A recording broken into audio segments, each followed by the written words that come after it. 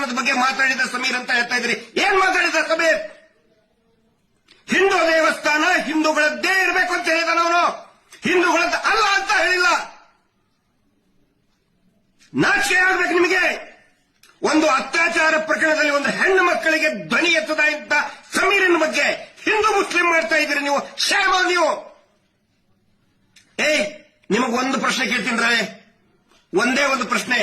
ನಿನ್ನ ಮನೆ ಹೆಣ್ಣು ಮಗಳಿಗೆ ನಿನ್ನ ಮಗಳು, ನಿನ್ನ ತಂಗಿನೋ, ಹೆಂಡತಿನೋ, ತಾಯಿಗೋ ಯಾವನಾದ್ರೂ ಒಬ್ಬ ಕಿರಾತಕ ಹಿಂದೂ ಎತ್ಕೊಂಡು ಹೋಗಿ ಹಾಳು ಮಾಡಿದ್ರೆ ಆಯ್ತು ಬಿಡಪ್ಪ, ನಾನು ಹಿಂದೂ, ಅವನು ಅತ್ಯಾಚಾರ ಮಾಡಿದವನು ಹಿಂದೂ, ಹೋಗ್ಲಿ ಬಿಡು ಅಂತೇಳಿ ಸುಮ್ಮನೆ ಬಿಡ್ತೀಯ ನಾಲಾಯಕ್? ಒಬ್ಬ ಮುಸಲ್ಮಾನ ಹೆಣ್ಣು ಮಗಳನ್ನ ಒಬ್ಬ ಮುಸಲ್ಮಾನ್ ಕಿರಾತಕ ಎತ್ಕೊಂಡು ಹೋಗಿ ಅತ್ಯಾಚಾರ ಮಾಡಿ ಹಾಳು ಮಾಡಿದ್ರೆ ಆಯ್ತು ಬಿಡಪ್ಪ, ಮುಸಲ್ಮಾನ್ನೇ ಮಾಡಿದ ಬಿಡು ಅಂತ ಯಾರಾದ್ರೂ ಸುಮ್ಮನೆ ಬಿಡ್ತಾರ? ಕ್ರಿಶ್ಚಿಯನ್ರಿಗೂ ಕೇಳ್ತಾ ಇದ್ದೀನಿ, ಜೈನ್ರಿಗೂ ಕೇಳ್ತಾ ಇದ್ದೀನಿ, ದಯವಿಟ್ಟು ಈ ಸುಳ್ಳು ಸುಳ್ಳು ಪೋಸ್ಟ್ ಹಾಕ್ತಾ ಇರುವಂತ, ವಿಷ ಉಗುಳ್ತಾ ಇರುವಂತ, ಹಿಂದೂ ಮುಸಲ್ಮಾನ್ ಅಂತ ವಿಷ ಉಗುಳ್ತಾ ಇರುವಂತ ಪೋಸ್ಟ್ ಗಳನ್ನ ದಯವಿಟ್ಟು ನಂಬಬೇಡಿ.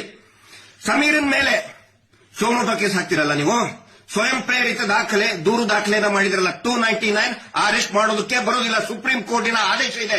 ನಿನ್ನೆ ಪೊಲೀಸರು ಬಂದು ಅರೆಸ್ಟ್ ಮಾಡಕ್ ಬಂದಿದ್ರಿ.